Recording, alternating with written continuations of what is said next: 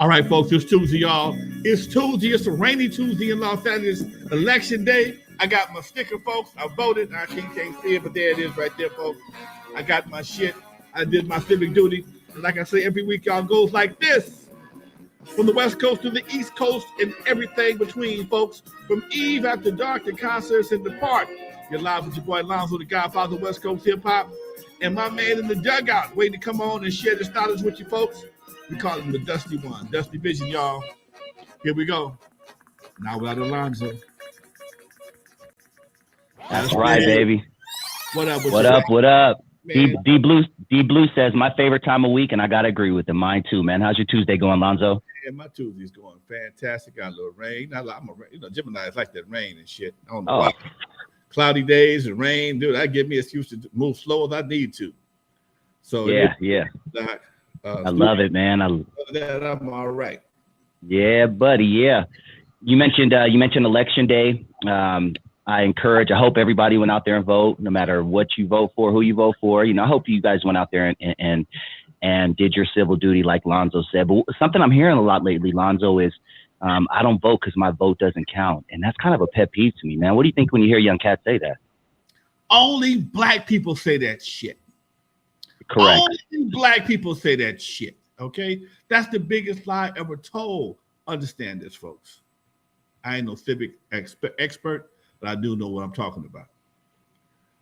The presidential election can be impacted by the electoral college, okay? But that's going to be what it's going to be. And 9 times out of 10, it's going to have an effect on you, but the effect is nowhere near as impactful as the local elections. Your city council, your school board, the judges, the mayor, all that right there, man. The people that prosecute the cases, we vote for everything, okay? We even vote for the judges. Even vote for the judges that sit on the bench. Dude, if somebody telling you your vote don't count, he's an idiot, and don't fall for that bullshit. That motherfucker's an agent, okay? You got people constantly trying to find ways to steal your vote, okay? Donald Trump has been crying for the past 2 years about how the election was stolen. Why? Because more people voted for him, but he feels he got more juice because he stays in his circle. And also, you wouldn't have billionaires spending money, hundreds of millions of dollars, to try to buy elections. They buying advertising to convince you to vote for them, okay? That's what they call it, a campaign. They're trying to campaign to get you, to sway you to pull that lever for them. Meanwhile, you got folks that's telling folks, like some people Dusty just mentioned, oh, your vote don't count, don't even trip, don't even waste your time. Bullshit! They don't tell white people that shit. They don't tell Latinos that shit. When you look at the ballot, look at what you're working with, okay? The people that know what's really going on, they take their time, they go out there and cast a vote. Dude, I've seen elections get won or lost by 10, 15 votes, okay? Don't tell me your vote don't count, dude. Don't tell me your vote don't count. Please, don't let nobody else tell you your vote don't count. My son, as I took him to vote today, man, my friends say vote don't mean nothing. Like I said, when it comes down to these local elections, dog catchers, city council, treasurer, all that shit, man. And tell you something else. What even has a more of an impact when you drop $1 or $2, man. When you drop $1 or $2, you'd be surprised at, again, $5, $10. That may not be a big ass impact. Let me take that back. When you have an organization that you belong to, like the Chamber of Commerce, we dropped money on Karen Bass's election. Karen Bass took pictures with me. Karen Bass will know my name and face when she wins this election. I'm not saying I want nothing from her, but it's not a bad thing to have a politician, somebody of power, to know who the hell you are. Okay? That's real talk, dude. And you ain't got to be a celebrity to get that. All you got to do is put yourself in the right place at the right time, shake a few hands, and if you can make a donation, $100 donation. If you get them to check personally or put it on their thing, they send you a little thank you card, okay? So I was able to go to a Karen Bass thing a few weeks ago with a buddy of mine, Jay King. And like I said, she sat there in his brother's living room and talked to us like I'm talking to Dusty right now. They don't do that. They don't do that if your vote don't count, man. It ain't, nah, dude. That's the dumbest shit in the world. Don't let nobody tell you that. If somebody tell you that, the person might be an agent, boy. They might be an agent. Real talk. Thank you for saying that, man, because that's one of my big pet peeves, dude. Thank you. Let's move on, Lonzo.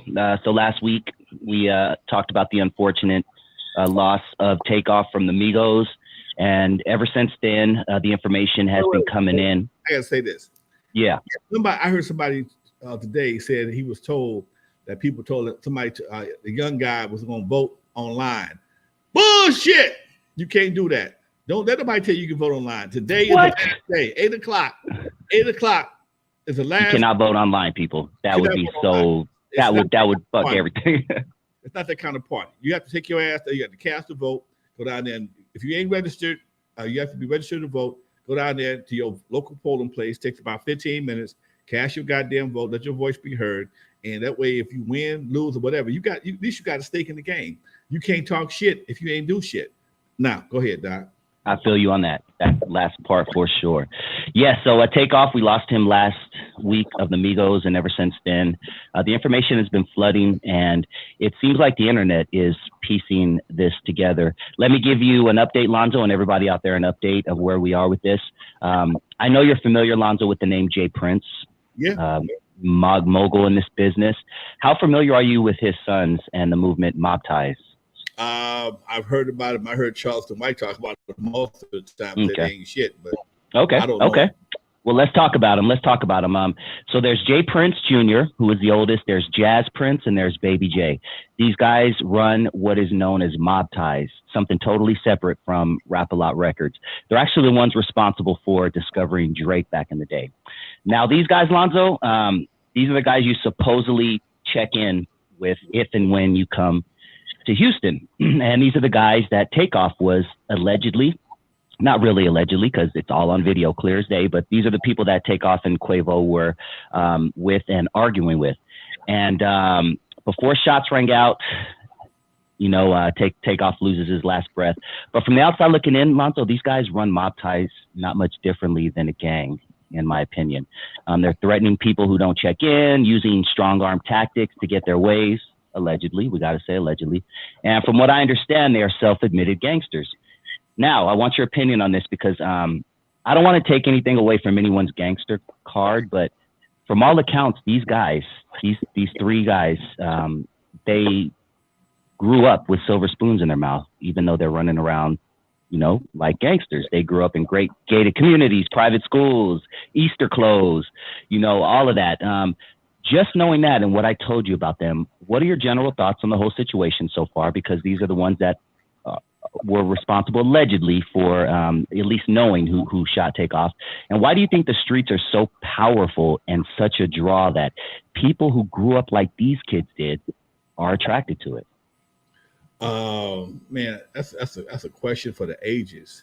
I think we have made being a gangster or throwing rocks at the penitentiary so cool till fools think that that's a rite of passage. Okay, they think you ain't a man unless you a gangster. You ain't a man unless you've been to prison, unless you've been to jail, did some street time, or you got some street credibility. And I was talking about this just the other day. I think we may be one of the few races that don't have a rite of passage to solidify your crossing over to man or womanhood. I know the Latinos have the quinceañeras, the Jewish community has bat mitzvahs, whatever the case may be. We don't have that. Okay. Wow, just damn. Think about that. I know when I was Catholic and I was going to Catholic school, I was confirmed. Was you confirmed, man? Did you go to Catholic school, Dusty? I went to Baptist school. Growing up, I was Baptist. I went to Catholic school, and when you're a kid, you get your first communion, and then by the time you're 12, you get what they call confirmation. Okay, and I never knew what the confirmation was. I had to go through the process, but they said it was a form of growing up. It's like you do it. You're like 12 or 13. It was like an introduction to manhood or womanhood, whatever the case may be. I was talking to a friend of mine. She did her confirmation, and we both didn't realize what it really was. It wasn't like it was I guess it was kind of like a quinceañera because we had a little family get together afterwards. Had some. Oh yeah, my wife. Oh yeah, they there were big parties and all that for those things. So But as a black community, we don't have that, man. And you got a lot of brothers who looking for that rite of passage. And right now, the only thing they really have that will solidify them is gang life. Unfortunately, you know, even guys that make it, like you said, these kids was was brought up with a silver spoon in their mouth. You got people that made it out the hood, ain't got no reason to do nothing but live their lives, will still want to affiliate themselves with something like that to try and show some street credibility. Street credibility ain't on nobody's FICO score, okay? Street cred ain't on nobody's FICO score, okay? It's only good for the few people that you interact with, because after that, it has no value. It has little to no value. And it's sad that we find that necessary for us to affiliate ourselves in situations that basically have no social redeeming factors whatsoever. I mean, you know, ain't no retirement. Like there ain't no retirement for that. None of this shit, man. Is you eventually grow out of it to some degree. Then you spend the rest of your days talking about what you used to do. Meanwhile, hopefully you've done something else that will make your life have a little bit more meaning, Doc. And that's just something I've seen it too many times. Brothers that, you know, got set down for 4 or 5 years and don't want no part. They're still cool with the homies, but they don't go back around because they know if they do, they're going to get caught up. So why do you dedicate your life to something that you know you got to cut loose? But you know, I don't get it, man. It's, you know, it's not like it was when I was coming up. I had the option to be down. I didn't even have the option to be down. I couldn't be down. I was too skinny. But I still was protected by the homies because I had a car. You know, that was my hood contribution. All right, drop us off, get the fuck out of here. Okay. My mama wasn't no joke. My mama wasn't no joke. My daddy wasn't no joke. So, you know, if the homies was doing something, I would be transportation and get out before anything happened. I had a chance to get out. They wouldn't even do nothing if I was on the block. You know, nowadays nigga tell you to hold tight. Wait a minute, nigga. We need to ride back. Well, nigga, we all in this shit now. I'm the getaway driver now. Okay, the drop off ain't shit. Getting away, that's when the shit is done. That's when you got a problem. You drop somebody off to some shit and not knowing they really gonna do some shit. You see them do some shit and then they get in your car, nigga. You might as well help you. You just helped them. Aiding and abetting, baby. Aiding and abetting. Go ahead, Doc. Do your thing. Facts. As someone whose own businesses yourself, Lonzo, not on a scale of a Rap-A-Lot Records like a J Prince, but it's kind of a two-part question. Explain how easy it is to lose everything in one moment. And do you think, based on what I've told you, based on where the direction this trial is going, do you think that these kids just brought down Rap-A-Lot Records? I don't think they brought down Rap-A-Lot Records. Their daddy will spend a lot of money trying to save them, though. I just got a phone call like that just recently, a couple of days ago. One of my partner's sons got caught up, and he said, man, I love my son. I don't want him to do that 5 years. He ain't built for that shit, you know? He did some shit. He looking at 5 years minimum, and he ain't built for that. So he hit the safe, borrowed money, whatever he could. He got him a year, but it's still, and he went to go see him. He could tell they put hands on him. You know, this kid is 19 years old. He ain't ready. He ain't cut for that shit, man.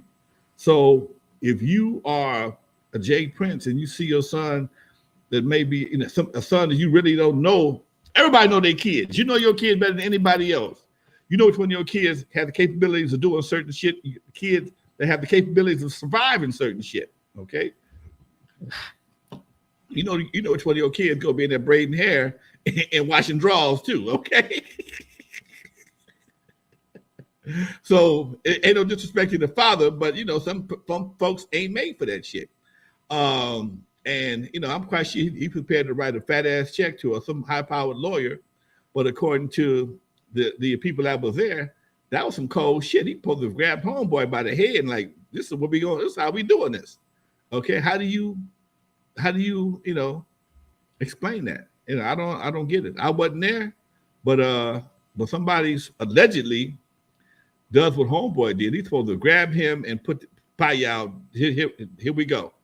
Okay. like he didn't give a damn. And then I just saw, I was waiting on you to come in, some tweets that homeboy, this one dude, he just don't like the Migos. Okay. Man, and it's going back to 2017, and this is a guy who allegedly is the shooter, the yellow sweater guy is what they're calling him, also known as Lil Cam. Yeah, he just don't like the Migos. So for him to get into a situation and do what he did, he's pretty much set himself up. All that shit right there is gonna be in evidence. Okay, you can't undo that. Ain't no laws gonna get passed. It's you can't use my lyrics. No, but I can use your tweets though. Goddamn it, I can use your Facebook and Instagram posts. If you got a beef with somebody and you put it on the internet like so many people do, stupidly, that's evidence, fool. That's justification. That's evidence. That's motivation. That's motive. That's all that. So as everybody wants to be a badass, you find yourself digging a hole with a golden shovel right to the penitentiary. And dummies, just because you delete something, don't mean it's deleted. It don't go nowhere. They got mountains of servers for that shit to be stored. You may not see it, but they can go get it. Trust me. All them dick pics on the internet, that shit's still someplace. There's nothing still on Google. You can Google your nuts. Hey, if anybody comes across any dick pics of me, it was cold that day. I apologize. All right, now let's keep it going with this subject, Lonzo, because there's so much to talk about.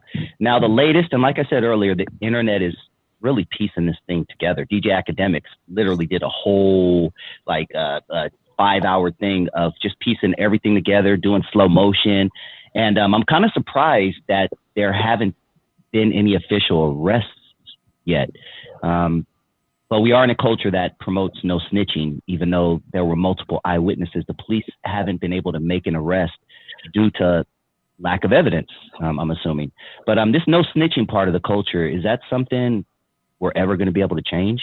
Man, you know what? I hope so, man, because it's when you go to a no snitching culture, you automatically protect the criminals, which means you give them a license to come and wreak havoc in the community, and they'll be protected, whether you are involved or not. I mean, and again, I think like so many things in hip hop, this whole no snitching situation has been misconstrued, been twisted up, and spit out on some bullshit. Because my understanding, in order for me not to be able to snitch, I have to be involved in the crime. If I'm involved in the crime with me and Dusty, and I get caught and Dusty don't, I'm not telling them shit about Dusty. Okay? But on the same token, Dusty, hold my motherfucking money. Okay? So let me go sit my ass down 5, 10, whatever the case may be, and come back and you spend up all my money. That's the original G code. That's where that all. G code. Okay. Everything else, all that watching somebody breaking your grandmama house and you can't say nothing because that's the homie. Nigga, why don't you help him? Why don't you just go help the nigga then? Because you helping him after the fact. I got people right now. I got folks right now. Got to do 21. Got to do 21. Got to go sit down for 21 because he was involved in something from a distance and didn't say nothing. He got 21. It didn't pull the trigger. He didn't say nothing. He wasn't even in the car, but he was in the caravan. Okay, when the shit went down, and he had an opportunity to either say something or not to say something. He chose not to say something, and when the shit went down, because it was really a fucked up situation, they just said, you know what, we ain't offering no deal. The deal is 30. I mean, the deal is 25. You might get 21. Okay, this is real talk, Doc. Damn. And these cats is like 32 years old, man. So when you got somebody, when you've seen somebody who you know and you've been around all your life, and because he was in a caravan and somebody in the first car did something, but because he didn't protect himself, hey man, he got to go down like everybody else. Now, if your life is that disposable, more power to you. And a lot of this goes to how valuable do you perceive your life versus somebody with your relationship with the streets? If you feel that somebody else's life is more important than your freedom, or being cool with a certain group is more important than your freedom, then don't say nothing. Be cool. Go down and sit down for 21 years, 25, whatever the case may be. But, you know, if you really got, and people got kids, man. This dude's kids going to be grown. I mean, and here's the part the cats ain't getting, dude. What about your family? Okay. I'll tell you about my buddy who was with another dude, and homeboy had 2 strikes, and I got this gun on me, man. Hold this right. Oh, man, I got a strike too. Nigga, I got 2. Homeboy take the gun, and he gets 5 years for the gun that wasn't his. But while he in jail, homeboy he took the gun from, he got struck out anyway. So be careful who you ride with, man. Is that really Lil Cam Fifth in the comments? I highly doubt it. It's probably a fake Lil Cam Fifth. But that's homeboy's name. That's the yellow jacket guy that we're talking about. He says his own man shot him. Stop playing detectives. What understand ain't got to be explained. I mean, we're not playing detectives. It's all on video. I mean, and what we see that the cops, I'm 1,000% sure, have seen it 800 times already. Yeah, they so know. I tell you what, though, it's amazing how people can bold enough to shoot somebody, but they gonna be mad enough to say, you know what, I did that shit. Let's go. They're gonna do that. You whatever he did to piss you off. Now, whoever it is, you running your ass off. You don't want no parts of this shit. You don't want no parts of the responsibility of dealing with the consequences. And that's the part I think is kind of crazy. You was bad enough to grab the man, shoot the man, and watch him fall, hold his body up as a shield. But when it came to now we're down to the time where, all right, did I do it? Yeah, I did it. Let's go. Okay.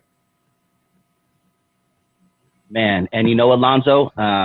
Says everything will come to light soon. My ties. All right, for sure. Last week, Lonzo, when I cried, legit, man. I've been doing podcasting for about 10 years now, and I think I've only cried like 2 or 3 times. And I wear my heart on my sleeve, so I have no problem with that. But at that very moment when Mr. Shepard was talking, something hit me, and a thought in my head was what Takeoff's mom must have felt like when she got that call early in the morning, dude. That's my biggest fear. And whatever he said, it struck a nerve. And that leads me to, if something like that happened to my son, I would want everybody in the vicinity to cooperate with law enforcement. You would think you would, man, but you know, the streets are strange, man. If that was somebody that was in your family, you want everybody, this mama, to work with the police to bring some justice to the family, some closure to the family. But when you have street codes out here and folks is trying to play hard, and they may be crying, they saw the whole thing crying like a motherfucker, but they still gonna hold a street line. Oh man, I can't say nothing, man, because that's, you know, well, that's what? That's a killer? He a killer. Okay? Who said it won't be you next? Or somebody you love next? You know? Why do we have to? Why is that so important we protect killers, man? Why is it so important that we promote killers? We promote killers and scandalous folks, man. Think about this for a minute. I'll change the subject for a hot second. I was thinking about something this morning, man. It's afternoon. I remember back in the 90s, okay? All the record labels were tied to the judicial system. Not all of them, but you got Murder, Inc., you got Death Row, you had Corner Records, you had Grand Jury, you had Jailhouse, you had all kind of all kind of labels that were tied, that had demonic or jail-related titles. And when you think about all them labels, most of them didn't survive, okay, including Death Row. It just got revived this year, okay? And I'm a part of a situation, and I looked on the internet the other day, and some of the folks from the same situation have a new album coming out, and it's I think it's called Inmates. I don't understand why I never understood why that's so important. Why is why is that type of wording? Because words are important, man. Words are important. We trying to do something different, or do something, make a change, but we still got people that's trying to push the other line that ain't nobody winning in. The line don't win. Why are we pushing that line? Meanwhile, we're pushing people into the penitentiary system, to the jail system, like it's nobody's fucking business. You know, it's ridiculous, man. You know, coroner records, death row. I mean, because death row was not supposed to be death row. I told you about that, right? Arabian Print. Like, tell the story. Unknown DJ. Unknown DJ had created DEF row, okay, as in Def Jam, and that was some cold shit. And the folks at Death Row liked it so much they bought it from him and changed it to Death Row, okay. And you know, that's some cold marketing. I remember back in the day when I was doing DJing parties, there was a group called LSD Promotions. And they lost venues because of their name. It's wow, Larry the drug. Larry Stephen Durrell, okay, was LSD. But because it came out to be LSD, they couldn't get in some venues because of that name. Meanwhile, we got things have changed so much that everybody can do what the fuck they want to. And you better not say nothing, because if you do, you're gonna get canceled.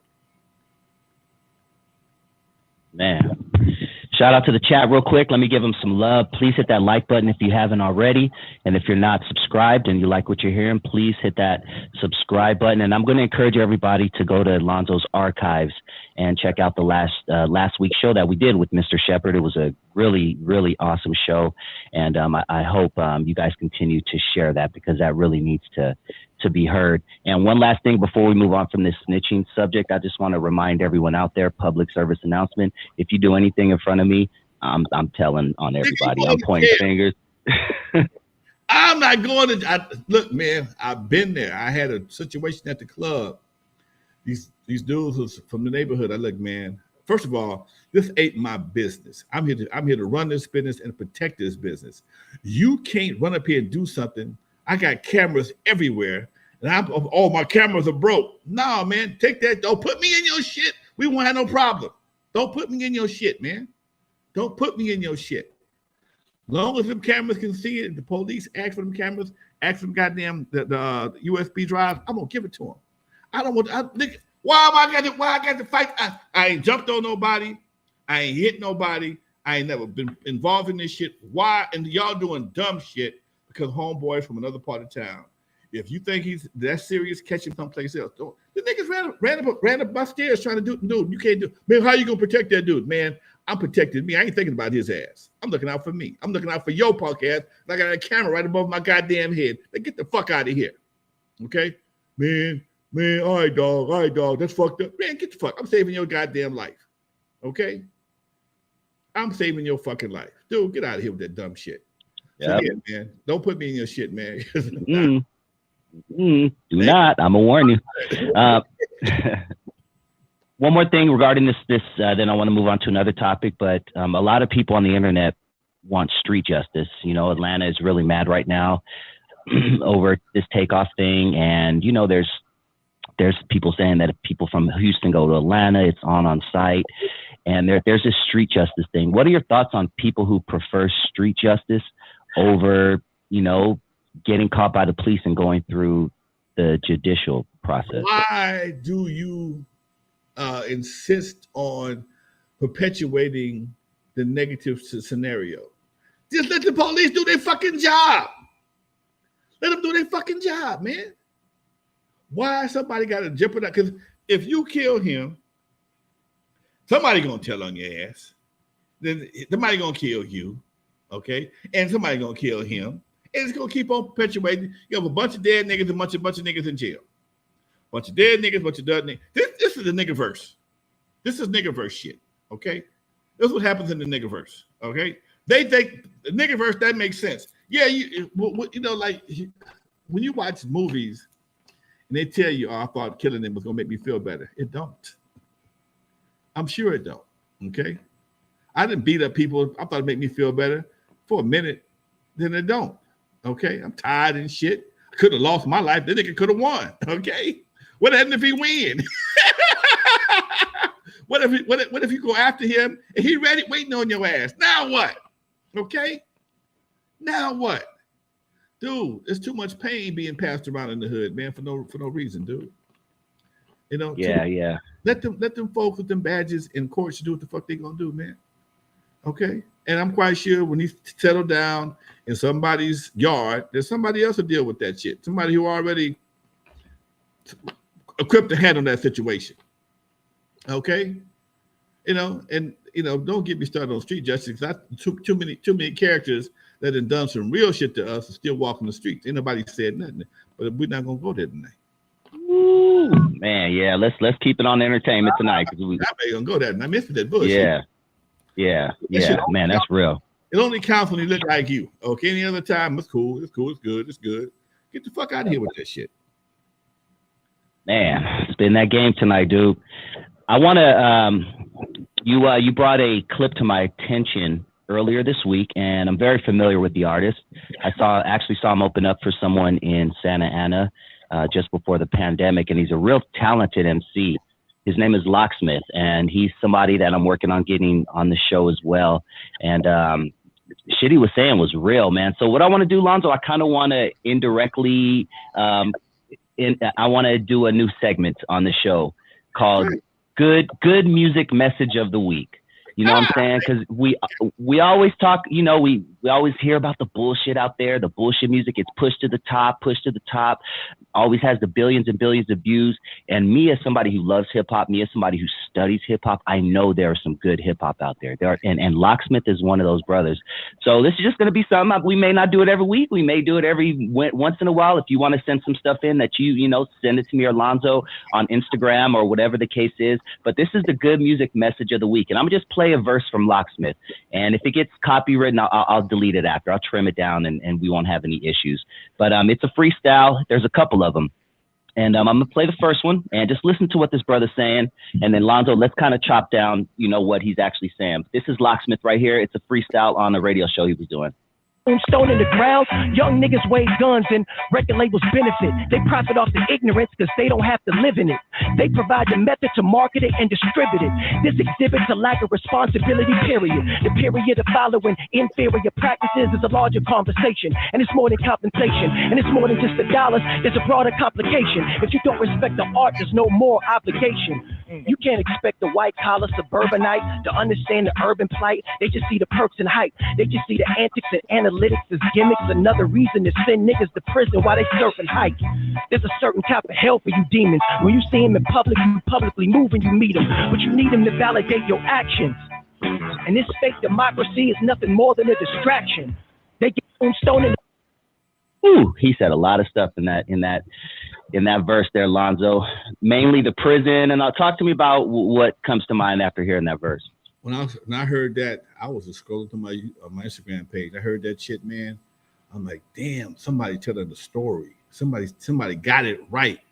And this the one they need to. And he might be a little bit of an older dude, but he's in his mid-30s. Okay, but it's gonna take somebody like that to get to the youngsters in their 20s, give them the inspiration and motivation to do what's necessary to be done. Okay. All I can do is support a brother like that, man, because he got it. He got the whole story. And one of my theories when it comes to why music is what it is, man. Back in the day, there was when you had young groups. I'm gonna use one everybody knows, Temptations. Temptations, they were some talented singing, dancing, good-looking brothers, and women loved them, but they was all young, 17, 18 years old. They didn't have no life experiences. So they would hire an old writer with some life experiences to write the My Girls, to write the Wish It Would Rain, to write all them songs for them. And because they got the talent, but then they got somebody else to do the music, got somebody else to do the choreography. So together between the songwriter, the producer, the choreography, and their talent, they made some hits that's classic. 60 years old, shit still banging. 60 years old, shit still banging. Okay? It was no crime for somebody to write for you. Okay? In hip hop, you're supposed to write for yourself. Okay? And at 17 to 21 years old, you don't know shit. No offense to those who out there, but you don't know shit. You ain't experienced nothing yet. You ain't experienced shit. Okay? You got a little ass, you got high, you've been going to strip clubs, you might have a little bit of money, and you think that's what the world is all about. Bullshit. It ain't what nah, dude. There's so much more to it. But because your circle, that's all your circle know, that's all you can talk about. All right. You ain't had the heartbreak of going through a divorce or losing a kid or losing some people that you love, some family members, whatever the case may be. So your experience is limited. Ooh, we had 100 plus right now. I just sorry to cut you off. I just realized we got 100 plus people in the building. Hit that like button. Thank you. You don't have that same experiences. So somebody older give you some game, like homeboy. He's older, so he sees what the fuck is going on. He knows what's going on, so he can relate it, and he still got his skills. Okay, he's young enough to have the skills, but old enough to have the experience, and he can drop that shit not only where I can understand it, where you can understand it, and the guys like him could be a great bridge and a great vessel for what needs to be said, because he's old enough. You ain't gonna run a pony. He ain't grown ass man. Okay, he ain't gonna get into no bullshit because he a grown ass man. But he also understands the game that's being played because he was around when the game during the first inning. He was around since the first inning of the game, so he knows what's being run down. These youngsters, they never seen this before. Everything is, they got all this quick money, and they think by dissing the black community and creating all this havoc, they getting paid. Yeah, you getting paid, but the cost is much more than you realize, and that's the part y'all don't understand. Damn, I'm loving this conversation, Lonzo. Shout out before we move on. We've had 2 awesome donations tonight. Shout out to OG Steve and shout out to Richard Cobb for the donations, man. We really, really, really appreciate it. Richard says, "What's up, Lonzo and Dusty?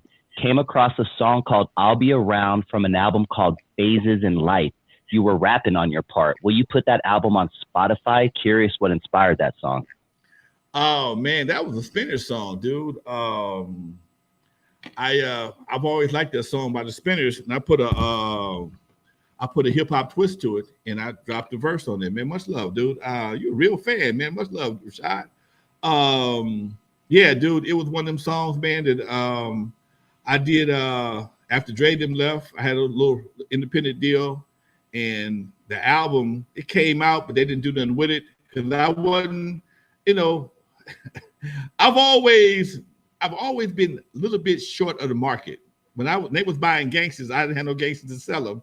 I've always sold my shit. The shit I'm talking about, if you look at the Phases in Life album, I got a book in my hand called Young, Gifted, and Black. One of my boys is holding a chain, breaking the chain, and I forgot what the other situation is. But it was just I've always been this way. So it's not. It's ain't nothing new to me, but how do you do that when the world is only buying gangsters? That's probably why I never had a successful rap career. They're only buying gangsters, okay? They only buy gangsters. They don't want. It's like having a Dodge dealership. You got a Dodge Charger with a V6. Oh no, I need a Hellcat. Okay, you can't sell it. You can't sell a V6. And everybody want to buy Hellcats. Okay. And that's basically what it boils down to. Same thing. Love those history stories. Yeah, we had 100 and almost 40 in the building. Let's keep those numbers going. Keep sharing it. Keep hitting that like button. That's really important. And if I may give myself a 10-second plug, please go to my channel, Dusty Vision TV, and hit that subscribe button as well, Dusty Vision TV. Let's keep it pushing, Lonzo. I want to play another clip. There's another about 30-second clip from this brother Locksmith, where this is the actual clip you sent me right here, I believe. This is the same freestyle, but a different vibe. Here we go. Witness the scope of his parameters. You can't cover these bullet wounds with bandages. We won't fight for our people with disadvantages, but camp overnight for Jordans and chicken sandwiches. Don't become a statistic. Can I stop that right there? Ooh. Just that line right there, because it's voting season, right? All that. He said we will camp. We won't fight for our people, but we'll camp out for chicken sandwiches and Jordans. Talk to me. Yes, dude. But here again, as what did they dog say? He's slapping you in the face with a fat ass dick. Okay, you right upside because dude, that's real. That's the kind of shit we need, but we don't want to hear because it makes you think, man. It makes you think. It makes you, God damn, he got a point there. When you won't stand in line to vote, but you'll stand in line for a pair of Jordans. You'll stand in line for a chicken sandwich and fight for that motherfucker. And they weren't that goddamn good either. There are people in jail right now because they killed somebody over a goddamn chicken sandwich, Lonzo. Okay. All right. So I as soon as the line died down, I wouldn't bought me one of them sandwiches. I was not impressed. Okay. I go to Chick-fil-A and do the same thing, dude. And everybody's mama tried to duplicate it. I'm like, what are y'all trying to duplicate? It was just a phenomenon, but I don't know what happened. I don't know what made this blow up, but it blew up. But yeah, Doc, it's but sad co-reality right there. These are the facts that slap you upside the head. And if you're real, you got to sit back and reevaluate your position, man. Now, if you're full of shit and don't want to accept the reality, so be it. But understand, it still don't mean he ain't telling the truth. It don't mean he ain't telling the truth. Okay? When you're standing in line for a pair of Jordans, I remember one time I was talking to a buddy of mine. He was talking about an election.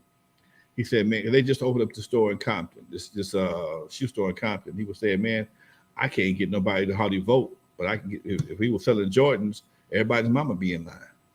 Okay. And that's a cold thing to say. I mean, I'm listening to the radio today, and they're talking about in Louisiana, some other states, how you got 200,000 people in the city and only 2,500 voted. Okay. You got 175,000 registered voters and only 3,000 people voted. And you wonder why you can't get shit done. Man, come on, dude. We had 160 people, man. I love it. And I bet you if you gave out a pair of Jordans to vote, that shit would be around the corner, homie. Man, come on, dude. And this dude, ain't no winning that, dude. Ain't no winning for that. So we get distracted real easy with like sometimes with kids and kids and keys and shit. That's why they put little mobiles over kids' beds and shit, because keep a little motherfucker. Sometimes we get the same thing when it comes to material shit. But don't get me cussed out. Free weed to vote. That's another one. Real talk. On the screen. I'm gonna add that to the screen. Who dropped that one on this? Who dropped that one? Cindy 666 says free weed to vote. Free weed to vote. Oh shit. Okay. Take your man to the dispensary and get hooked the fuck up. Okay.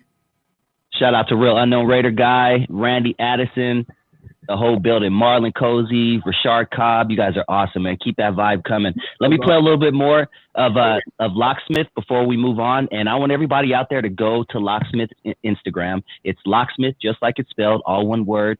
Type in Locksmith in Instagram and tell him Dusty and Lonzo sent you, and he wants you on the show. Tell him that we bumped his stuff and we want him on the show. It's Locksmith at Instagram. But let's play a little bit more. I'm actually going to take this one all the way back because he's speaking some shit. Witness the scope of his parameters. You can't cover these bullet wounds with bandages.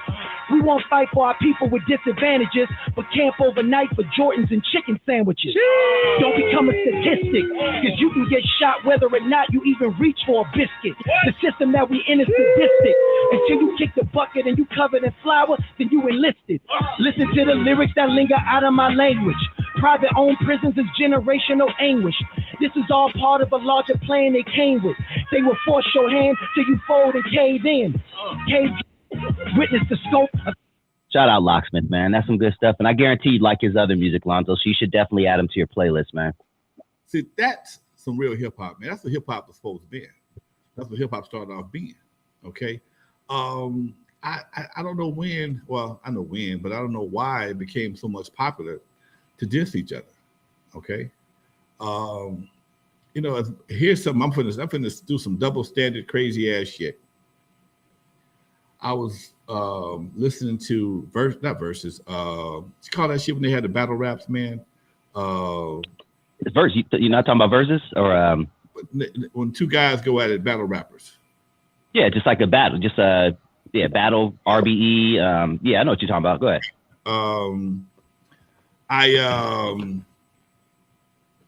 I just realized, man, that we're the only people that that find it entertaining to tear each other down. Facts. We're the only ones that, I ain't never heard nobody else in no other community, man, fuck you, how, just roast the son of a bitch to the point where you gotta sit there and take it, or is it a psychological thing? How much you can take before you snap? I never understood that. I used to watch a lot of those roast on Comedy Central, and I never forget, man. I saw a roast with Flavor Flav. And I know if I was Flavor Flav, I left that motherfucking handcuffs. Okay. They got on this. Oh my God. Even Cat Williams said they called him, Cat Williams was the host, I believe. He said, man, they called him the crispiness and the crackiness, and and they showed him the check. See, and there's something else, man. How and maybe I'm just not capitalistic enough to just roll over like that. But how much money? We just hit 200, baby. Shout out. Keep going. How much money is your dignity really worth, man? How much money is your dignity really worth, dude? That's the question we got to ask ourselves, man. How much money? What's your price tag? What's your price tag? I watched so keep it real. I was watching a movie with my wife, and we were talking, and it was two dudes kissing. No problem, the gay community. Shout out to y'all. But I thought to myself, I was like, how much would they have to pay me to kiss a dude like they were kissing? You know what I'm saying? And both of these guys are straight. They're actors, because I consider myself an actor, and I've been in dozens of theatrical plays and things like that. But I thought to myself, how much would they have to pay me to kiss a dude? And I was like, fuck, man. I don't know. That question just popped in my head. Here's the crazy part. In local theater, you don't get paid, but that might be part of the scene. Exactly. You got to bust slide with the homie. You got to bust slide with the homie just for practice. All right? And the nigga said, Cindy said $50. The nigga slip you some tongue. Now what you gonna do? Now you finna go to jail, see? Now you finna go to jail. I don't know, man. I've seen cats say it was gay for pay or whatever the case may be. It is what it is. I every time I do a movie part, I get to shoot somebody or cut somebody out. I ain't got no love scenes yet. And I'm probably gonna tap out like I do the dude, man. I got grandkids. All right. Somebody says, Lonzo, I'm giving you $5 million. You just got to kiss him for 30 seconds. Dude, man. Comment down below. What's your price, everybody? Comment down below. I was listening to this thing the other day that my buddy said he was in the Philippines and messed around and kissed one of the lady boys. Okay, he got with a lady boy and he felt bad, and he said they tell his buddy what was happening. Come to find out, shit, some of them had done the same thing on a humbug. Okay, because they got some folks over there in the Philippines.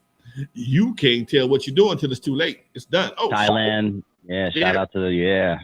So anyway, let's move on before we get canceled. Yeah. But yeah, I mean, we have 200 plus people in the building. Like I think I saw 230 or something like that. I'm not opposed to going over a little bit and chilling. I just got to take a pee break in about 10 minutes. But you want to hang? I'll hang with him, man. Yeah, man. Maybe we can read some comments and stuff like that. But yes, let's talk about. Let's read some of the comments real quick. When you're young, let me ask somebody. So when you were younger, Lonzo, kids dressed like kids and men dressed like men. I don't know where that came from, but yeah, that. Well, you know what? But also, as we got a little older, we started dressing like men. Okay, we talked about this before. As I got older, I started dressing like the men that I respected. So I was a little man. I dressed like a little man. I had I'd go to school once a week with a tie on, sport coat, briefcase. Wasn't in but my goddamn books, but my daddy had a briefcase. He had a briefcase, and I would just borrow it for that particular one day. Borrow one of his ties, borrow a sport coat, one that I could fit, that was close to, could fit to me, close to my fit. But we aspired to be grown men. Okay, we didn't aspire as grown men to be kids. And nowadays, yeah, there's nothing more ridiculous than a 45-year-old man trying to dress like a 19-year-old. Even if it's not so much that, it's just that the fashion. Like I wasn't that keen on tight ass pants. Okay, but you can't hardly find nothing else. Okay, when you go to the store and you start looking for sweatpants or whatever, most of them are, not really tight ass pants, but they slim fit. Okay, I prefer the baggy fit shit. Okay, only time you find those is in the thick ass sweats. But when it comes to those dry fits like I like, most of them have a tapered fit to them, and they leave a nigga with a moose knuckle. So they got camel toe and shit. All right, so it just sometimes the fashion, the styles become limited. I tell you, something else is hard to find. Sometimes it's hard to find dress shoes. Oh yeah, it's hard to find leather tops and leather bottom shoes. I know a couple of stores that sell them, and there used to be a time you go to the mall, and that's what I would go to the mall for, to see what kind of shoes. That's what I always bought my shoes from the mall. You can't go to the mall and buy no dress shoes. It ain't gonna happen. Yep. That's real talk. All the tennis shoes and t-shirts you want. Stairs of a million pairs. You can buy it. That was yellow. Let me see what he wants. Hold on there. Go ahead. I'll talk. Who is that, DJ Yellow? Quick question. Go for it. Do we have Let to him know bring he's live. Huh? tables Sunday?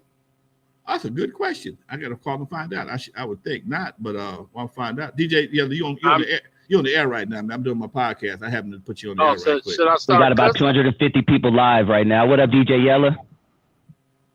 Oh, not too much. Yeah. I don't know, man. I hit my boy after the show and find out for sure, but I would think not. Uh-oh. But I don't know. You better make sure. I'll make sure, Doc. I'll make sure. All right, man. I'll let you know as soon as I find out. Okay. All right. Much love. All right. DJ Yellow from N.W.A. Stop chiming in for a hot second. We got to do a book signing next week, so we got to do some collaborate. Make sure our shit is up and straight. You know what? While we have all these people in the building, they love the N.W.A. stuff. Seems to be some of our more popular videos. Let's talk about Yellow, man. Since he just called, just randomly, give us a good Yellow story. And while you do that, I'm gonna go run and pee real quick, if you don't mind. I'll be back in like 45 seconds. Okay. DJ Yella was one of the first of the wrecking crew members that he was the first outside cat that wasn't from my neighborhood that didn't open the club. He was the first replacement, put it that way. I started off with about 4 guys: DJ Yella, Dr. Rock, Elegant Elston, Unknown DJ, Sweet Ron, and Billy T, and myself.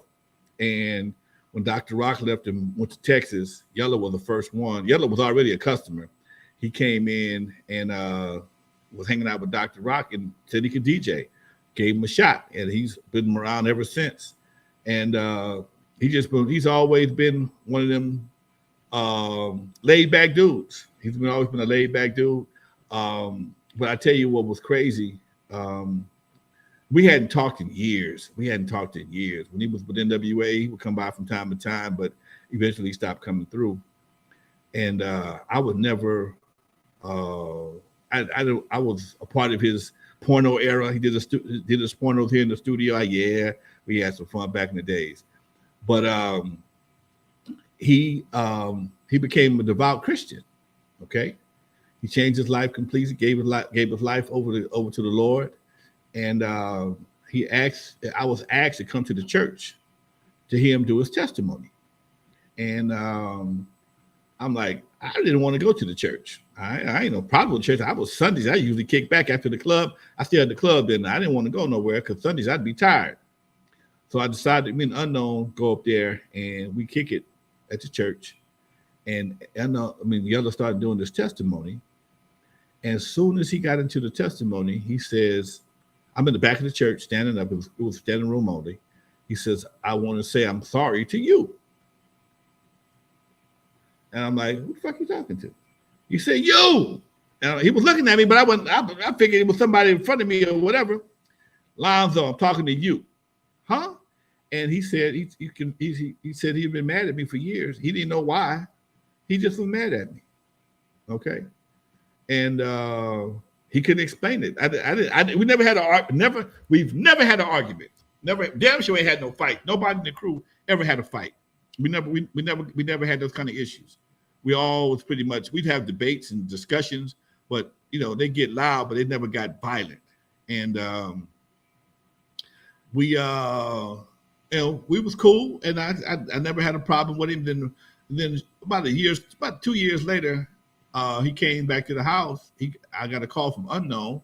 Them and Unknown stayed in contact again. Said, "No, I need to talk to Lonzo." About what? He says, "I need to talk to him. I had a dream, and I talked to my pastor. My pastor interpreted the dream as saying I need to get back with Lonzo." Huh? After all that N.W.A. shit, and he came by the studio, and we talked for like 3 or 4 hours, man. Like long lost homies, like we was. Look, the long lost. We never missed a beat, dude. We never missed a beat. And we had planned on doing some shows together, and it was going to be a Wrecking Crew featuring DJ Yella, N.W.A, me and Clientele, and just doing some shit, man. And then the pandemic hit, and just kicked those dreams and those plans in the nuts. And then right behind that, then as the pandemic started to lift last year, I realized that Clientele had a book, Yella had a book, and I got a book. My book is like 7 years old. I did my book back in 2015. Right after the movie, and I said, man, we ought to start doing book signings together. And Yella was he was pushing this book and doing this thing, and we started doing book signings together, man. It was just a financial windfall for everybody. They loved the fact that 3 of us was out there because you got 3/4 of the Wrecking Crew and 1/3 of N.W.A, and it just made for a great connect. And then we got booked to Sacramento back in July. And we had the whole Wrecking Crew was there. Yeah, Shakespeare lives in Sacramento. We had me, Clientele, Shakespeare, and Yella all together for the first time, man, in like 25 years, 30 years, dude. And it just to see how folks have grown up, and we all old as shit now, but we all still just as silly as we was in some ways when we were back in the 80s, man. And just it's cool to hang out with your homeboys, man. That's just something that I appreciate, man. The time we able to get back together and go out and have some fun, and we don't chase girls like we used to, but we just talk shit and talk about the shit that we did do, and it's just a good vibe, man, to be able to hang with your folks, man. I wish we can hook up with Dre and just catch him, just the 4 of us, and just have some old reminiscing time, man. Go to lunch or something. It's gonna happen. Yeah, just the 4 of us, man. I don't want nobody else. I don't want no cameras outside the ones in our pockets, and just because everybody can relax, because and be the Dre that we was back in the 80s, and Yella and Lonzo and shit like, and Clientele. It is what it is, Doc.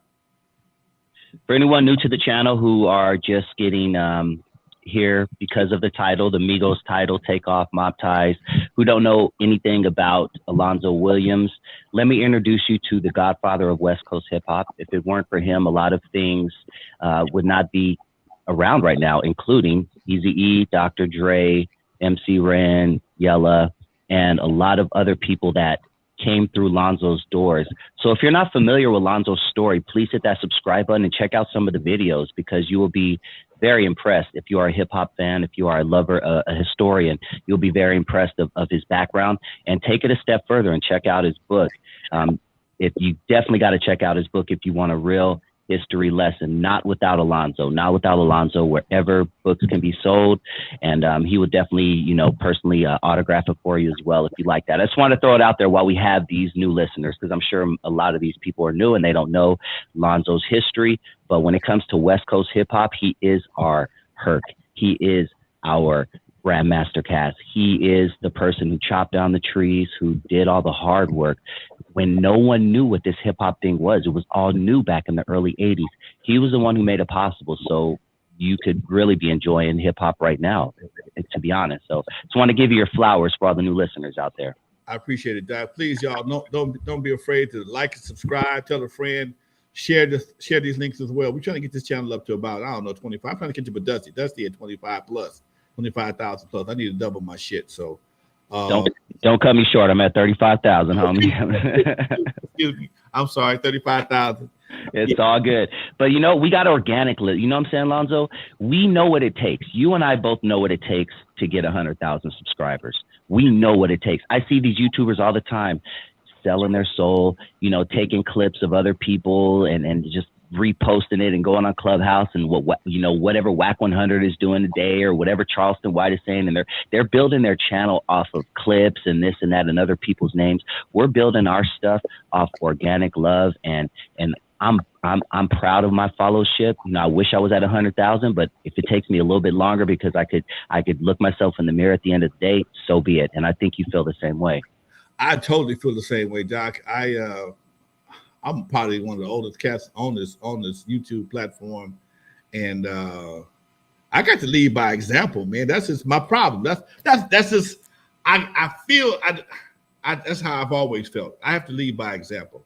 I can't be a grown ass man with an ARP card and fucking Medicare and get a Social Security check and be doing the same dumb shit that kids is doing. What the fuck I look like? And that's always been my problem.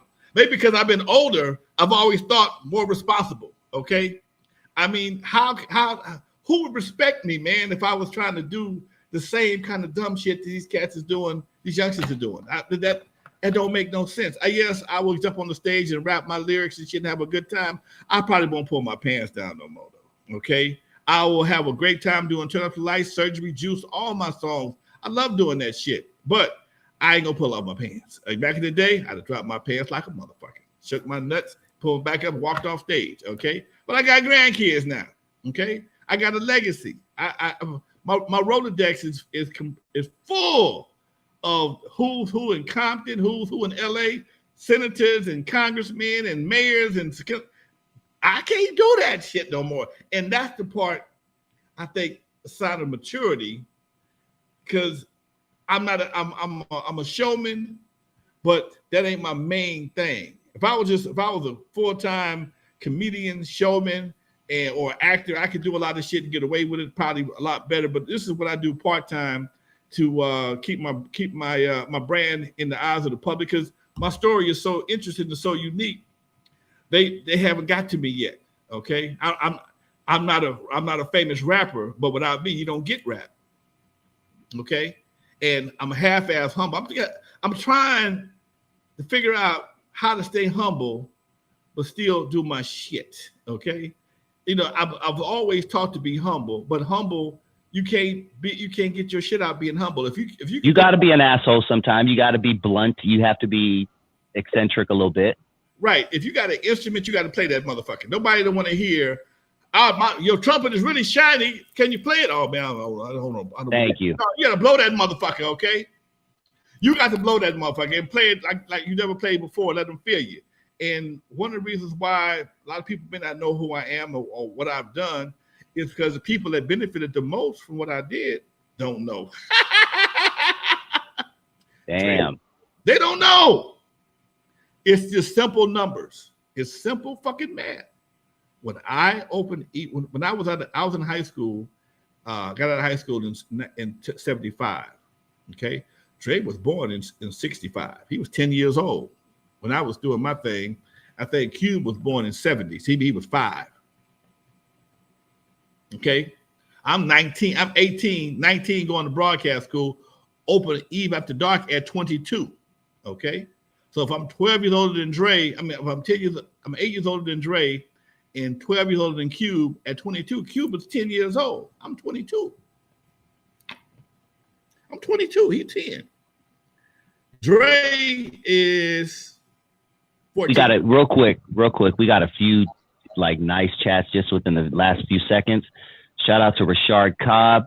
He says, Dusty's channel is the truth, give you the best of both worlds, does a mix Saturday night, and then keeps it real Sunday night with This Ain't It. Thank you, man. This Ain't It is a show that I talked to my homeboy who's locked up, doing life in prison right now for something dumb that he did 17 years ago, 33-year-old cat, and he's 17 years into a life sentence, and we talk every single Sunday. And every Saturday I do a mix show as well, where I just pick an artist that doesn't get a lot of shine, and I give him that shine. So please subscribe to Dusty Vision TV. Shout out to the real Aaron Collins for that. He says, much love, Dusty and Lonzo, my brothers. Shout out to B41 with another donation. Man, you guys are awesome. Please keep them coming. This is what keeps us going. And we just love dropping that game. Lonzo has so many stories. And once again, if you are not subscribed to this channel, you're missing a lot. Go back, hit subscribe, first of all, and just go back and listen to just type in Lonzo Williams Eazy-E, Lonzo Williams Ice Cube, Lonzo Williams Dr. Dre, and he has 20 stories for each of these dudes, man. And it's a really dope channel. Please shed the word. I really need you guys. Yo, Lonzo and Dusty, could y'all shed some light on Mo Thug's records? Never talked about nor mentioned in interviews. Nightbreed. I actually have an interview with one of the members of Mo Thug's records coming out at the end of this month on my channel. That's so funny that you mentioned that. So please tune into my channel. We talk about not Busy Bone. We talk about Flesh and Bone, going to prison, and all of that. So if you're a Mo Thug fan or a Bone Thugs and Harmony fan, you'll really enjoy that. And once again, please buy Lonzo's book, Not Without Alonzo. Keep it going, Lonzo. I just wanted to give love to those people who donated real quick. Appreciate the plug. No, man, it's all good, Doc. We had 231 people on my end. I don't know what you see. I love that. Same over here. Should we keep it pushing a little bit? I'm down to chill for a minute if you are. I'm good. If y'all ain't going nowhere, I ain't going nowhere. Let's do it. Let's keep talking some N.W.A. stuff. Because you know that's a lot of people seem to like that, like I said, and that's a big part of your history. But Philmo says, Alonzo, why do you think Tamika never signed new acts after Eazy died and Bone was still on fire? Talking about Tamika Wright, Eazy-E's widow. I don't think she was really a record person, man. I don't think she really was a record person. I think she just wanted to enjoy the success that she already inherited. You know, everybody, this record game, especially this new record game, ain't for everybody. Okay, you understand this. Bone was on fire. Okay, but Bone is a handful. Okay, Bone is a handful. Trust me. Maybe she wasn't ready for all that. Okay, you ain't got, unless you're gonna prepare to hire somebody to come and run the company for you. I didn't call her ever really running the company. She may have been down there, but I don't really call her running the company. I know she did some things, but I don't. Maybe she just didn't have it in there. And when you inherit that kind of money, and got publishing and got all the publishing and all the writers coming, your BMI checks are fat, your royalty checks are going to be fat, and rumor has it she's real slow about paying people. So if you ain't prepared to sue, you might not get your money. So it is what it is, Doc. So maybe she just, you know, you put some money away in the right financial instruments, you ain't got to worry about chasing no bullshit no more. We've talked about her before, but talk to us about Tamika Wright since we're on the subject. I don't really know her that well. We've had two conversations. When Ruthless was on, I think it was 3rd Street, I met with her, and you know, we didn't gel that much. It was like a real quick in and out conversation. I met her again in passing at the shooting of Straight Outta Compton, and that's about it, Doc. That's about it. I hope I can get her involved in what I'm trying to do for Easy over in Compton, but if not, Lil E will be there, so we'll make it happen. I've saw this a few times in the comments, and it's from names that I don't really recognize, so I'm gonna assume, and I'll look it up while you're talking, Lonzo. But it says breaking news: there are murder warrants out for Jay Prince Jr. and Jusha Cameron. I've seen that enough. Who is supposedly Lil Cam? I don't know if that's true or not. I just saw a few people in the comments mention it, but shit on the internet, guys, don't take it as. And shame on these real quick, shame on these YouTubers who just are quick to jump on a story. Like Lil Cam supposedly died like twice this week already. Like people, that's the problem when everyone has a platform, is you don't check the sources. And that's one thing about Lonzo and I. We're going to check our sources before we post shit. Shame on these bloggers out there and these YouTubers who are not doing that, and they're getting these fake stories out. Not saying this is fake, but I do see that breaking news, it's murder warrants out for Jay Prince Jr. and Jusha Cameron. Whew. Interesting. Yeah, man. Yeah, we'll see. Yeah, but again, man, when in the morning, I usually get up I'm an old dude, so I get up early in the morning. I get up sometime about 5:30. I'll be wide awake. Same here.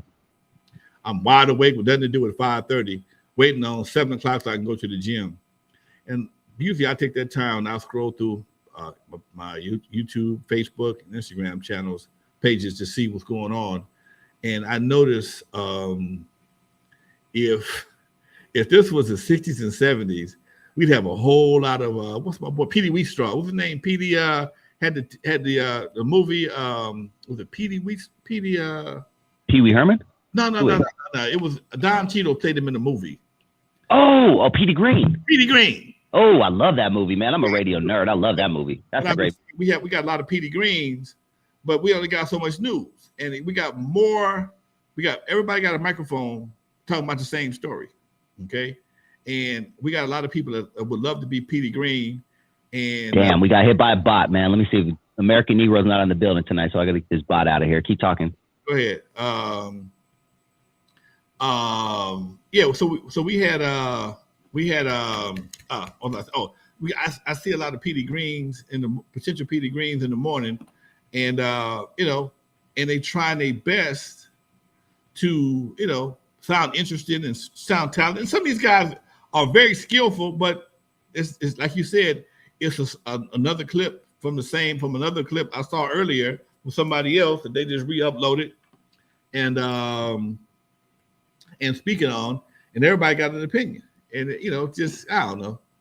It just there was a time where there was a host in the audience. Now everybody's a host and there's no audience. It's just everybody has something. Right. It's a different time. It don't take shit to be a podcaster, and everybody got something to say. As long as you got your internet and a laptop or your phone nowadays, shit, you good to go. You good to be in the game. So it is what it is. Yep. Let's play hypothetical. Speaking of the N.W.A. and keeping on N.W.A. All right. Let's say you're performing on stage, right, Lonzo? And you say something that pisses off the crowd and a big mob is ready to attack you. You only have one member of N.W.A. that can be by your side to take on this mob of people, to fight these people off, to get back home safe. Which member of N.W.A. are you picking? Easy. Tell me why. Because I know I've seen Easy handle shit.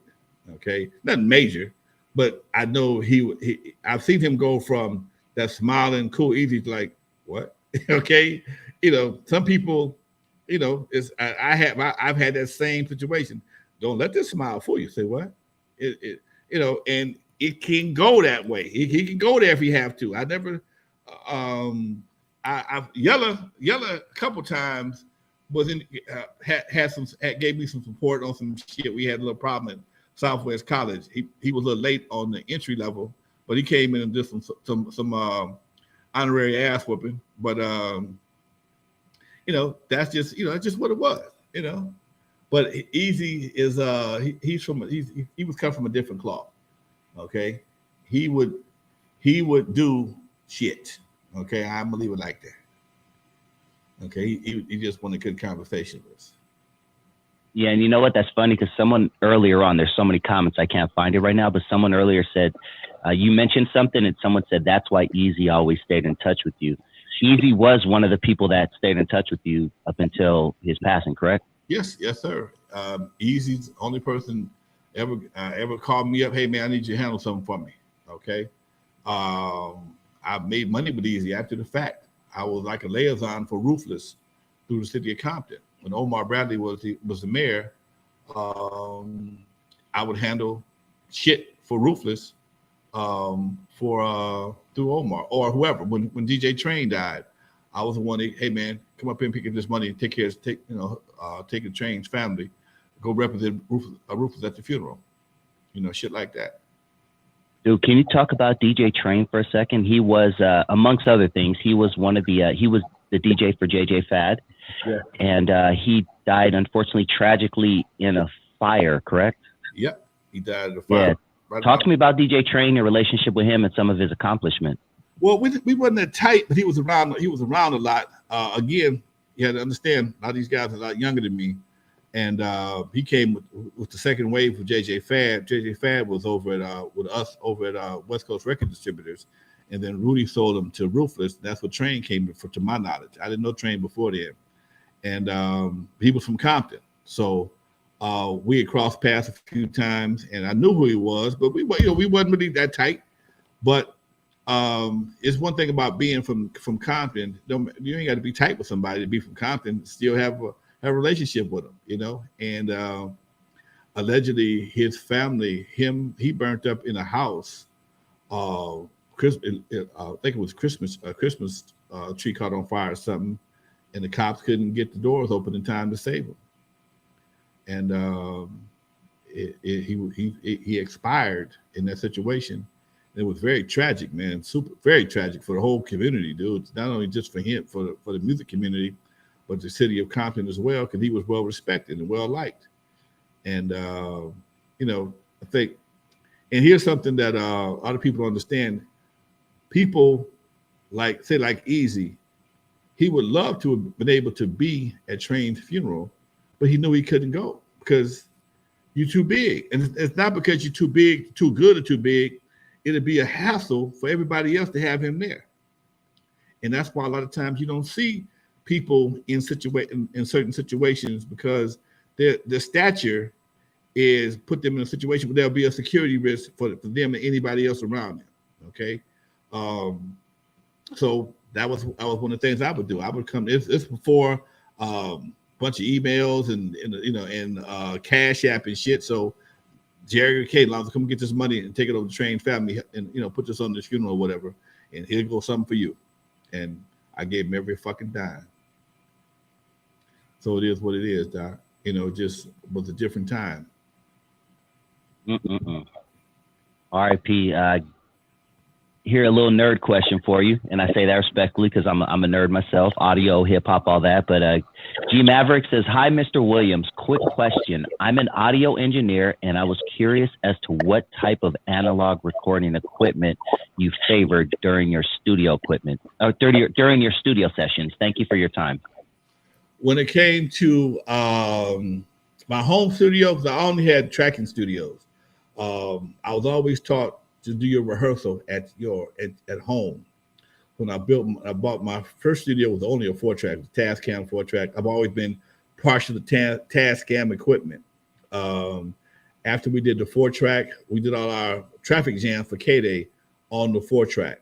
And then McCullough hired us to do a mix record for McCullough. Dre was hired to do the mix.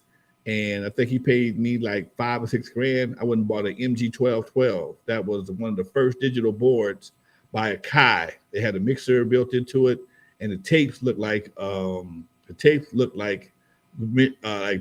Betamax tapes. Okay, but they wasn't Betamax tapes that fit in the machine though.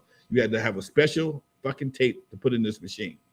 Shortly after that, I bought ADATs.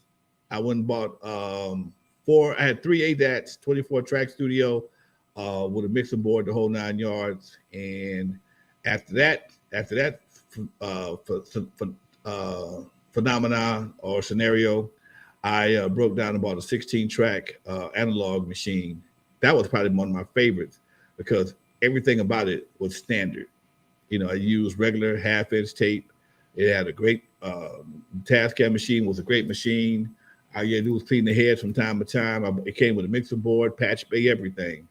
And the guy sold it to me for like $5 grand. And that was probably, I got more recordings on that than anything else because the ADATs got tired. So they played out. You couldn't keep them synced together for nothing in the world. And the MG1212 was a great machine, but only had 12 tracks. And you use one of them for SMPTE. So, and the state when it went to the machine, when it went to the studio, you couldn't do nothing. Went to the repair shop, you couldn't do nothing, and only one guy fixed it up in Pomona, Pasadena. Dave Sakamoto. He's the only person that fixed these damn things, and just like nah. So when I had a chance to get rid of it, I sold it. So yeah, those are my favorite machines, and I think the 16-track, my Tascam 16-track was my favorite. Although Unknown at one time had rented my studio and bought a 24-track Tascam over here, and that was the shit. I'd used a 1-inch tape, and that was the shit. Oh, I know all the audio nerds are loving this conversation right now. Now, I personally have like 25 more minutes, but I'm gonna leave it up to you, Lonzo. We have 200 and something people in the building, so I feel it's gonna be hard to leave 200 some people. But I'll leave it up to you, man. You tell me what's up, and we can keep pushing, or we can knock it out. Let's do another 20 more minutes. Okay, cool. What time is it? It's 7:20 right now. 7:30. We'll wrap it up. Okay, cool. 7:30. That'll work. I can let perfect. That'll work. All right, cool. And once again, shout out to the chat room. Please hit that like button. That really helps our algorithm. And once again, if you don't know who Lonzo is, please purchase his book, Not Without Alonzo, wherever books can be sold. Now let's say there's a hypothetical battle, right, Lonzo? Because there was always, back in my day, I remember people saying, because everyone knows that Ren and Ice Cube wrote for Eazy-E. Okay. And Ren wrote for Eazy after Ice Cube left and all of that. But I remember there being this battle in everyone's head. Who's the better MC, Ice Cube or MC Ren? If there was a hypothetical battle back when they were both at their primes, not in 2023, both at their primes, who do you think would win a battle, Ice Cube or MC Ren? I think Cube would win because Cube is a much more clever writer. He has a lot more trickery in his writing skills. He'll fuck up a word, or he'll stumble on the word, he'll stutter on a word to make it work. Okay, he had that little that thing that he knew how to stretch it out to make it work. Ren had a great flow, and but I think Cube would have won the battle. I think Cube would have won. Okay. Yeah. All right. Second part to that question: what's your favorite Ice Cube song of all time? Today was a good day. Yes, sir. Today That's such a great song, ain't it? Use my AK. Okay. Yep.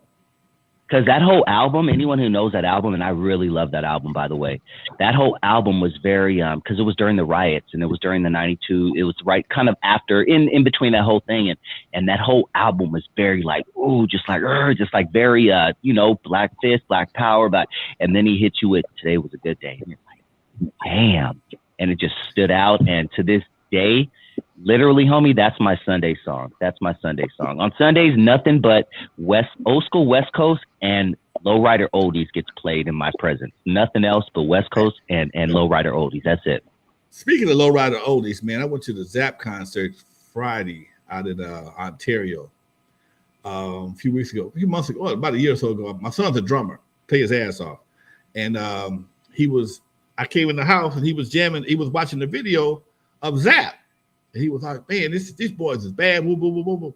I said, you like Zapp? He said, yeah, man. Pops, I watched this dude, Lester, on the drums, blah, blah, blah. I said, I know Lester. Lester's a friend of mine. What? So I called Lester up. And sure enough, he got on the phone and talked to my son. And my son was grinning and shit. And he said, man, when we come back to town, bring him down to the show. I got tickets and backstage passes for y'all. I'd love to see you anyway. So usually I'm out of town, but this particular time, last Friday, he was in town and he kept man of his word. I called him up, got us a couple backstage passes, went down there, and man, it was off the fucking chain. It was heavy, mostly Latino acts. No-snitching, Lisa, some Bobby, somebody else. I forgot who it was, but the three main acts were Lisa, War, and Zapp. And, oh yeah, I know what concert you're talking about. I saw the neon sign off the freeway. I love those concerts, homie. I go to those all the time. Man, that's my vibe right there, dude. Except for me and the security guards and Zapp and the War, that was it. It was all Latino shows. Okay, my brother. Oh yeah, my son. He loved Latino. He loved Latino. Hey, I married one, homeboy. I'm right there with him, player. He like, Dad, thank you. And they are so bad at those lowrider shows. I just went to one a couple weeks ago in El Monte. Man, oh my good. I have to wear my sunglasses because I'm walking with my wife and I'm just seeing hips everywhere, booties there. Oh, I love me a Latina, boy. And it was fantastic. We were backstage kicking it, and there was this one lady. She was wearing these jeans, and I don't know whether she had some excellent surgery or she just had some excellent jeans. I'm not sure, but she was so fine. So my son, she about to bust out them tattoos, boy. And it was just a great show, man. I mean, for a group that's playing music that's 40 years old, and they most of the guys are about four guys in the group are original, or regular guys, but they added some youngsters to the show, keep that energy level up. Okay, And dude, it was just one banger after another.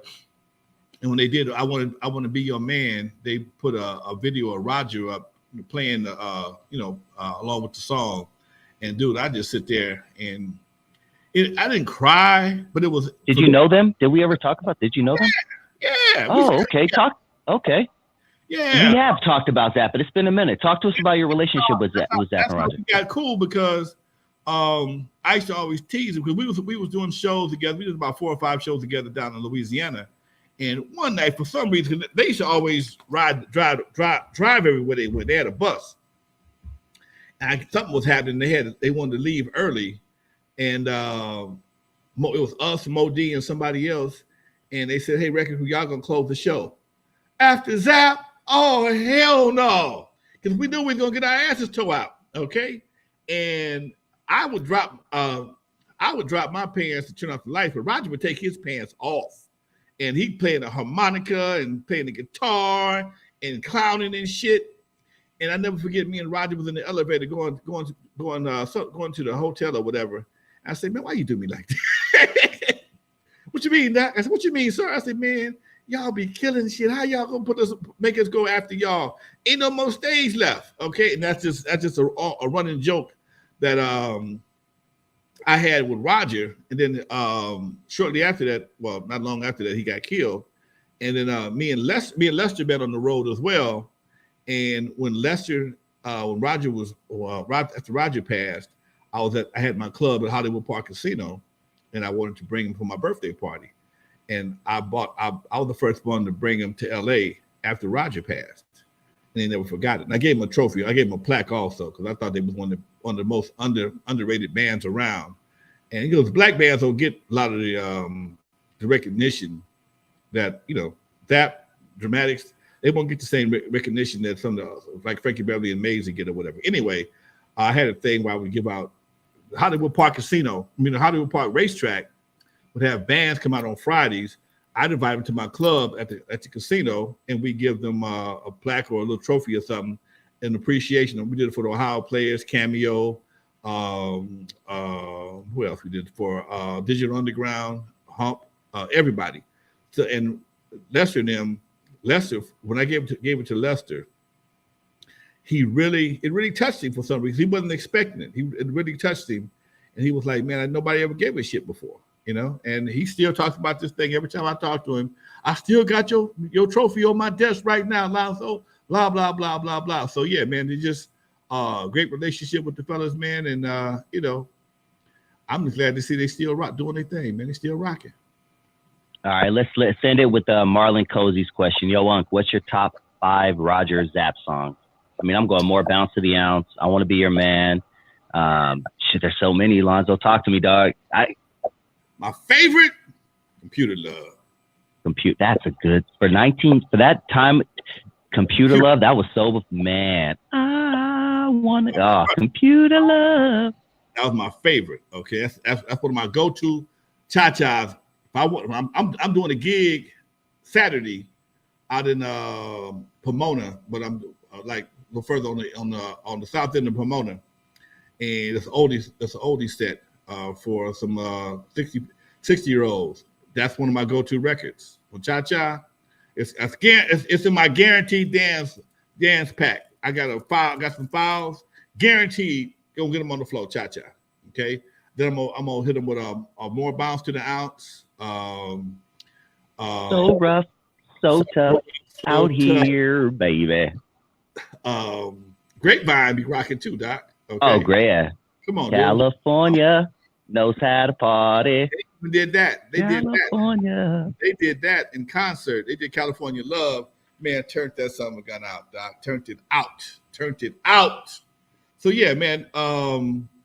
We were just able to get there just in time. They were just about to go on stage when we get there. And I'm watching these new concerts, man. These new concerts, the promoters got folks. I mean, they got them timed down to a science. This is like bam, bam, bam, bam, bam. They don't spend a lot of downtime, even the little downtime it takes to set up the monitors and the guitars or whatever. They slide the DJ in there, and they try and get everything done in like 20 minutes. It used to be a time It take you. I mean, you only can see four. Used to be a time you're gonna have like 4 or 5 acts in the whole goddamn concert. Take you forever to fix the stage or whatever. So it is what it is. Man, let's go on and wrap it up, Lonzo. And before we do that, I want to tell everybody listening right now, because I know we have a lot of listeners tuned in tonight. Lonzo has a show every Thursday as well with the real Dr. Dre. Dr. Dre from Yo MTV Raps.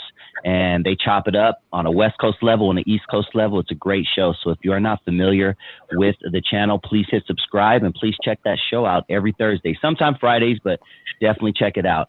Every Tuesday right here, 6 p.m. with me and Lonzo Williams. We do appreciate everybody who's tuning in, the new people. Please hit that like button one more time. I'm going to ask you to smash it really quick because that spreads the algorithm. And I want to thank everybody in the chat room, man. Lonzo, I love when we hit shows like this, dude. Man, I don't know what we did today, but I'm going to do it again next week. Also, Dre and I, Legendary Connects will probably be on Friday. Last 3 weeks back to back, I've been busy on Thursdays. This Chamber of Commerce, this Compton Entertainment Chamber of Commerce got me super busy. And I'm doing a lot of things on Fridays. In fact, my next 3 Thursdays will be booked.